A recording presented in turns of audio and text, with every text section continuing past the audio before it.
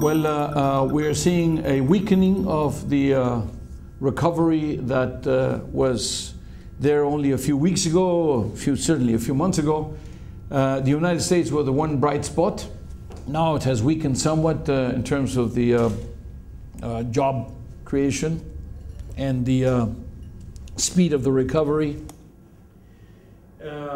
In Japan, mostly the recovery in economic activity is due to the work of reconstruction. And it suggests that maybe it is not sustainable at that level. And in the other engines, if you want to call them somehow, China, India, there is a very clear slowdown for different reasons. In some cases it's maybe healthy because they were overheating, but still they are large exporting countries, particularly China, exporters of manufactured goods, and those are the first to suffer when there is a slowdown. When your buyers, your trading partners are not buying because they are growing at 0 or growing at 1% or 2%, and they're not creating the jobs and there's no demand, well, it's obviously going to have an impact in the trade numbers. Last but not least, Europe. Europe, we already had seen since a few months before that it was going to grow at around flat or slightly negative, mildly negative, nothing too dramatic, but still, average negative means some countries are pretty much in the red. Yeah. And now, unfortunately, it's getting a little bit more complicated, in particular because of the financial markets. To add to the problems of Greece, which not only have financial problems, but also have the political problems of governance. On the 17th of June, we're going to know which way Greece will go. And then we have issues with Spain, with Italy, other countries, adding to the ones we already had by Ireland, Portugal, etc. A lot of pressure in the markets, even in countries that have already announced all the proper policies. We do not seem to find the proper governance structures and the way to take effective decisions that will give a very strong message to the markets, to say we have the firepower and we have the muscle and the willingness to use the muscle, and mechanically simple way to use this firepower so that the markets will understand and then will bring down the yields on the debt of countries like Spain and Italy. We've lost a lot of time already. We've lost a lot of opportunities. And here, time takes its toll. Time is expensive. This is why you have the concept of interest, because it's to account for time. Yeah. Well, here, the losses that we have accrued in the stock markets, in the commodity markets, in the labor markets, in the growth of countries, in the uncertainty, in the deferral of a number of investments, they are a multiple of the totality of the Greek debt, for example. You know, we could have ring-fenced the Greek debt 2 years ago and said, okay, you know, we'll share the Greek debt among the different countries in Europe, and that would have been it, and that's it. You only lose once, you know, or not even lose. Let's be absolutely clear and also fair to the Israeli authorities. Nobody spoke yesterday about going into austerity or going into...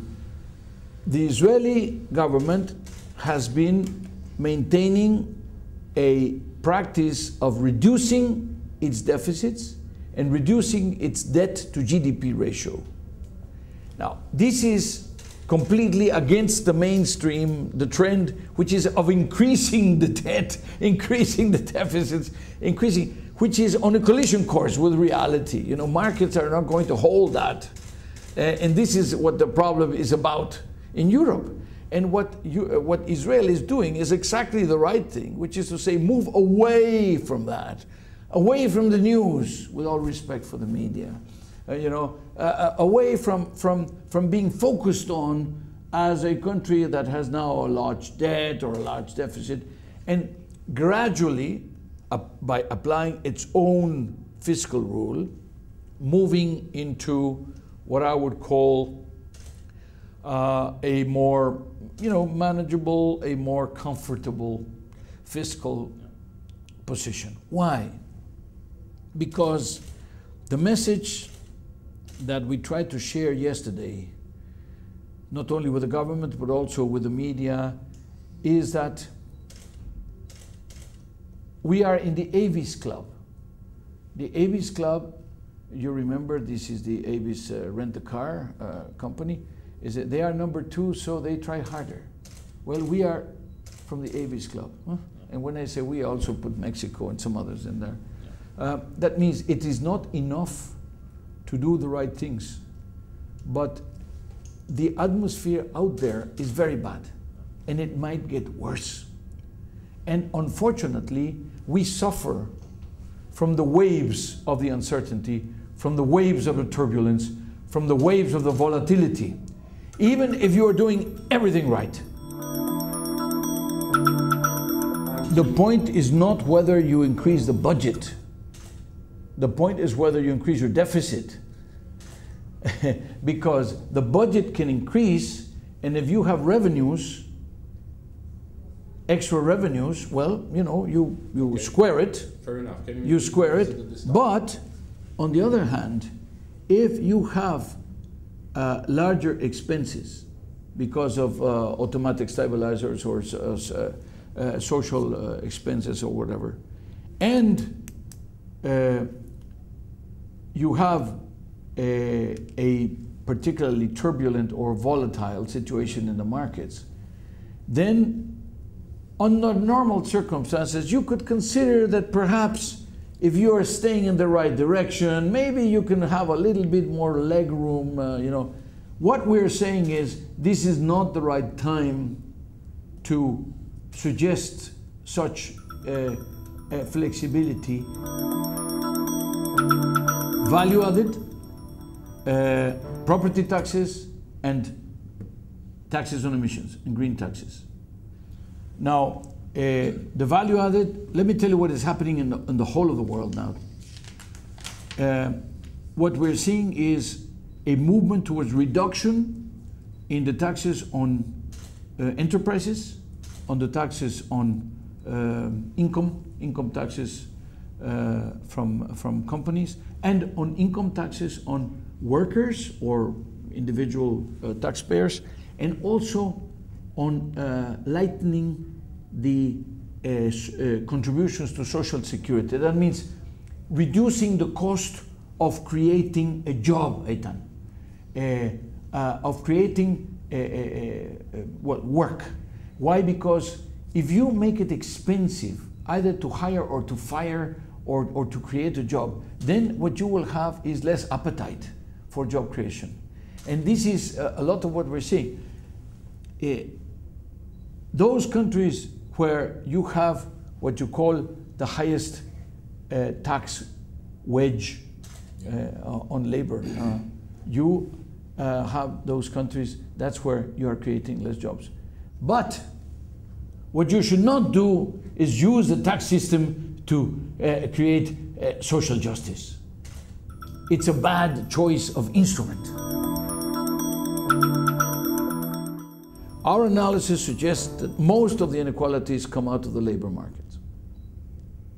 Now, if you add to that the fact that many people cannot even come into the labor market, then of course that makes it worse. But then you fall into the protection of the social security networks. But even for people in the job market, for people who have jobs, there has been a growing of the inequalities.